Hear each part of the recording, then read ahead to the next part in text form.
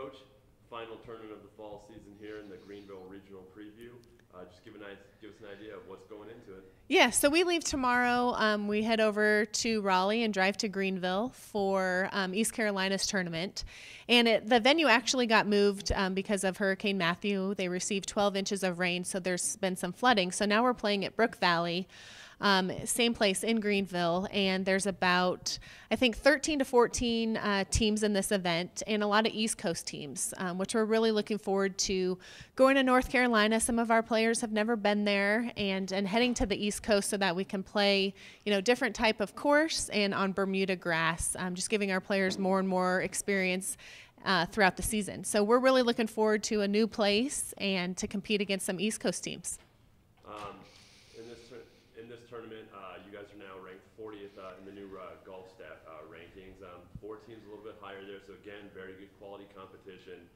Just how important is that to you, just to kind of make sure that tournaments you play in all year, just you're facing top-notch. Absolutely, and our goal is to get back into the top 25 and compete for a national championship. That's why we're all here. That's why we have 9 really strong players working to be great every day, is to get back to that top ranking. And I think to compete against the best teams in the country really help us get there, help us see where we need to improve, things that we're great at. But we need to see those types of teams, and at this tournament, it's Illinois, it's Oregon, it's Clemson, and Augusta. So to see those teams and to see that, we're right there with them. And I think our players are really gaining a lot of confidence after Red Sky finishing second and our home tournament finishing second, and beating some good teams at both. I think we're really starting to show, and they're starting to believe that we are one of the best teams in a top 25 program. So to compete against them, to see them in different places all over the country on different types of courses and grass, really gives us even more confidence heading into the latter part of the season and into the spring season and postseason.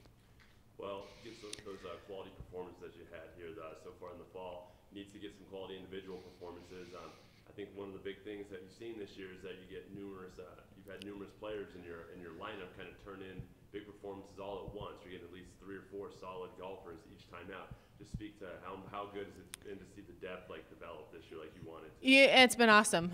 Jess Carty, Mariel Brune, Camille Enright, our freshman, Sophie Newlove, our sophomore, all 4 of them are averaging right now under 74, 73, I think, which we haven't had in a few years. So that's great to see.